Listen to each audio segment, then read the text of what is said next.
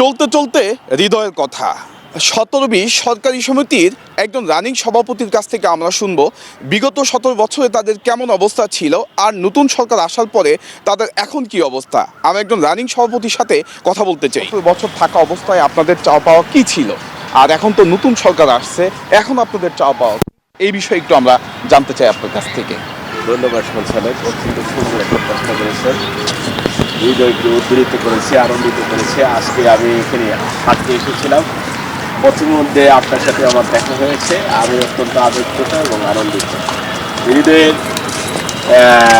অনুভূতির কথা জানতে চেয়ে আমাকে আবেগপ্রত করে ফেলেছেন। দেখেন, আমরা সরকারি কর্মচারীদের নেতৃত্ব দিয়ে থাকি, প্রায় 6.5 লক্ষ সরকারি কর্মচারী নেতা আমি সভাপতি হিসেবে কাজ করছি।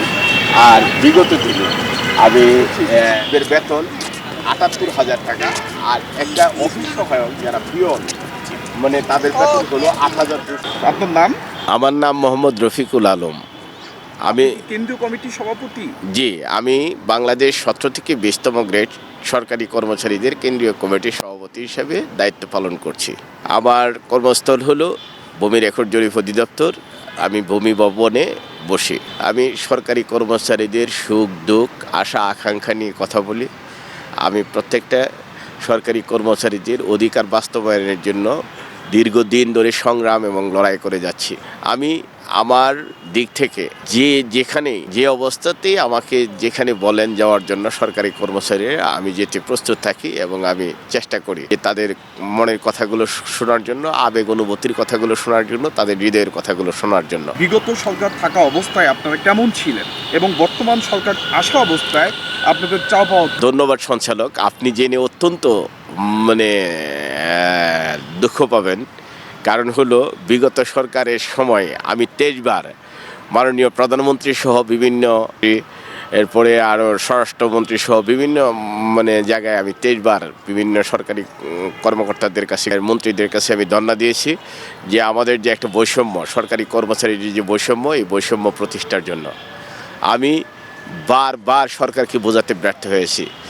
যখনই আমি গিয়েছি তখন আমার নামে 11 বার নোটিশ হয়েছে। আমাকে 3 বার গোয়েন্দা সংস্থায় ডাকা হয়েছে যে আপনি কেন এগুলো করছেন।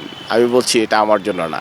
যদি চাকরি বাড়ে আজকে পুলিশের চাকরিও বাড়বে, যদি চাকরি বাড়ে আজকে বিজিবির চাকরিও বাড়বে, যদি চাকরি বাড়ে, চাকরির বেতন বাড়ে, তাহলে র্যাবের বেতনও বাড়বে। আমরা আজকে যে অবস্থায় আছি, দেখুন, আমরা অত্যন্ত বৈষম্যের শিকার, নিবিড় বৈষম্যের শিকার। এটা সারা বাংলাদেশের আপনার 14.5 লক্ষ কর্মচারী থেকে আজকে বেসরকারিভাবে যদি গণনা করা হয়, প্রায় 18.5 লক্ষ কর্মচারী এর সমন্বয়ক আমি। সেই সমন্বয়ক হিসেবে আমি বলছি যে বাংলাদেশের সরকারি কর্মচারীরা ভালো নেই। কেন ভালো নেই? যে সরকার 2015 সালে যে পে স্কেলটা দিয়েছিলেন, সেই পে স্কেলটা ছিল এরকম যে একটা শুভঙ্করের ফাঁকে সচিবরা নিয়েছিল 78,000 টাকা বেতন, আর আমরা নিয়েছিলাম মাত্র 8,200 আমাদেরকে দেওয়া হয়েছিল। অর্থাৎ এটা কীরকম ধরনের শুভঙ্করের ফাঁকি?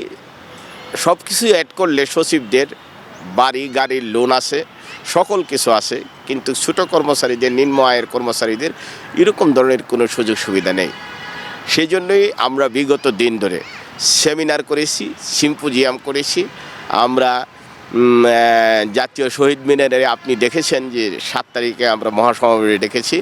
মহাসমাবেশে আমাদের হৃদয়ের কথা, প্রাণের কথাগুলো সরকারি কর্মচারী যে নেতাগুলো, ওই নেতাগুলো উপস্থাপন করেছেন।